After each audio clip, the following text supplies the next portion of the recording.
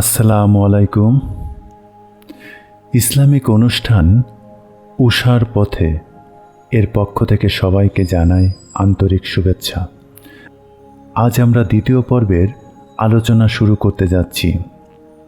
আজ আমি যে বিষয় আলোচনা করতে যাচ্ছি তা ইসলামের সবচেয়ে গুরুত্বপূর্ণ একটি বিষয়, যার নাম ঈমান, অর্থাৎ বিশ্বাস। এই বিশ্বাসের উপর পরিপূর্ণভাবে টিকে আছে ইসলাম, যার ভিত্তি 5টি: কালেমা, নামাজ, রোজা, জাকাত, হজ। ইসলামের এই 5টি স্তম্ভ, এর উপর পরিপূর্ণভাবে ঈমান অর্থাৎ বিশ্বাস আনতে হবে আমাদের। যদি বিশ্বাসে কোনো অপূর্ণ থেকে যায় তাহলে সে ইসলামের অন্তর্ভুক্ত হবে না, অর্থাৎ সে প্রকৃত মুসলমান বলে নিজেকে দাবি করতে পারবে না। ঈমান সম্পর্কে আল্লাহ তাআলা বলেন, যারা অদেখা বিষয়ের উপর বিশ্বাস স্থাপন করে এবং নামাজ প্রতিষ্ঠা করে, আর আমি তাদেরকে যে রুজি দান করেছি তা থেকে ব্যয় করে, এবং যারা বিশ্বাস স্থাপন করে সেসব বিষয়ের উপর যা কিছু তোমার প্রতি অবতীর্ণ হয়েছে এবং সেসব বিষয়ের উপর যা তোমার পূর্ববর্তীদের প্রতি অবতীর্ণ হয়েছে, আর আখিরাতকে যারা নিশ্চিত বলে বিশ্বাস করে, তারাই নিজেদের পালনকর্তার পক্ষ থেকে সুপথ প্রাপ্ত, আর তারাই যথার্থ সফল কাম। সূরা বাকারা আয়াত 3 থেকে 5।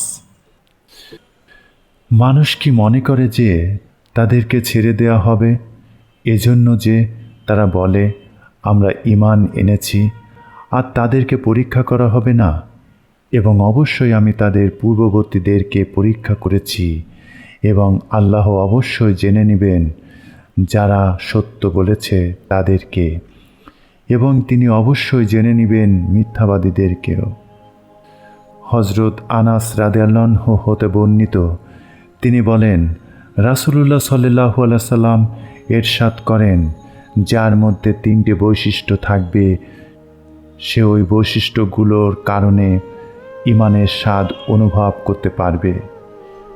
সে বৈশিষ্ট্যগুলো হচ্ছে, যার নিকট আল্লাহ তার রাসূল সাল্লাল্লাহু আলাইহি ওয়াসাল্লাম অন্য সব কিছু হতে সর্বাধিক প্রিয় হবে।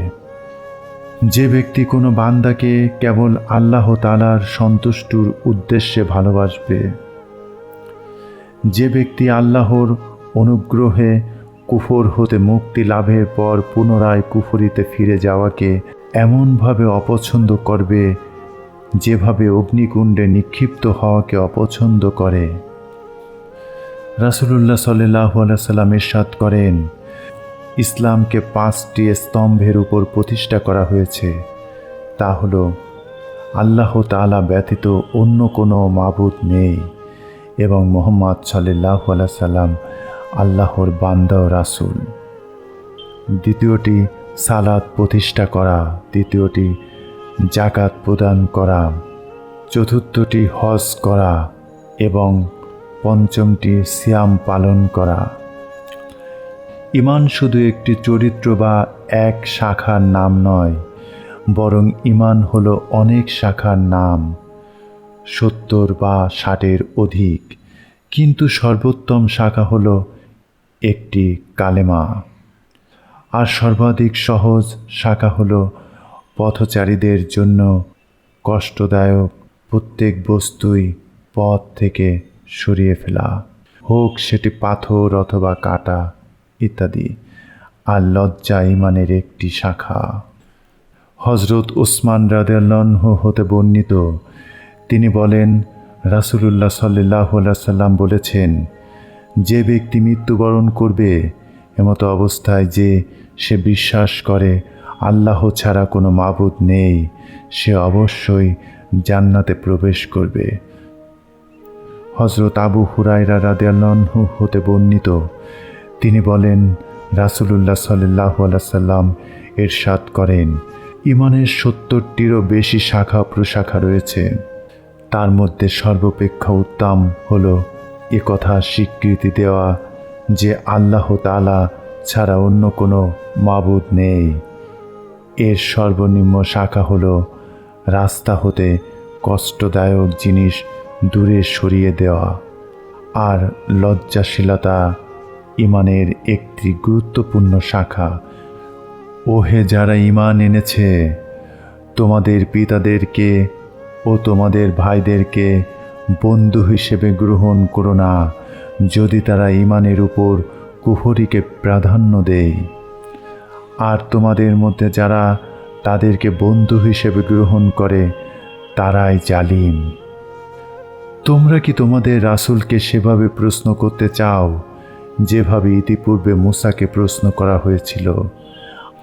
আর যে ঈমান দিয়ে কুফরি বদল করে দেয় সে অবশ্যই সরল পথ হারিয়েছে। হযরত আবু হুরায়রা রাদিয়াল্লাহু আনহু হতে বর্ণিত, তিনি বলেন, রাসূলুল্লাহ সাল্লাল্লাহু আলাইহি সাল্লাম ইরশাদ করেন, যে ব্যক্তি আল্লাহ তাআলা এবং আখিরাতের প্রতি ঈমান রাখে সে যেন ভালো কথা বলে অথবা নীরবতা অবলম্বন করে। যে ব্যক্তি আল্লাহ তাআলা এবং আখিরাতের প্রতি ঈমান রাখে সে যেন প্রতিবেশীর প্রতি সম্মান প্রদর্শন করে। আর যে ব্যক্তি আল্লাহ তাআলা এবং আখিরাতের প্রতি ঈমান রাখে সে যেন মেহমানদের প্রতি সম্মান প্রদর্শন করে। আল্লাহর পরিচয় আল্লাহ নিজেই দিয়েছেন। বলো, তিনি আল্লাহ একজনই, তিনি কারো প্রতি মুখোপেক্ষী নন, কিন্তু সবাই তার প্রতি মুখোপেক্ষী। তিনি কাউকে জন্ম দেননি এবং তাকেও কেউ জন্ম দেয়নি, তার মতো কেউ নেই। যারা ঈমান এনেছে এবং সৎ কাজ সমূহ করেছে, আপনি তাদেরকে এমন বেহেশতের সুসংবাদ দিন যার পাদদেশে নহর সমূহ প্রবাহমান থাকবে। যখনই তারা খাবার হিসেবে কোনো ফল প্রাপ্ত হবে তখনই তারা বলবে, এ তো অবিকল সে ফলই যা আমরা ইতিপূর্বেও লাভ করেছিলাম। বস্তুত তাদেরকে একই প্রকৃতির ফল প্রদান করা হবে এবং সেখানে তাদের জন্য শুদ্ধচারিণী রমণীকুল থাকবে, আর সেখানে তারা অনন্তকাল অবস্থান করবে। পক্ষান্তরে যারা ঈমান এনেছে এবং সৎ কাজ করেছে তারাই জান্নাতের অধিবাসী, তারা সেখানেই চিরকাল থাকবে। পক্ষান্তরে যারা ঈমান এনেছে এবং সৎ কাজ করেছে তাদের প্রাপ্য পরিপূর্ণভাবে দেয়া হবে, আর আল্লাহ অত্যাচারীদেরকে ভালোবাসেন না।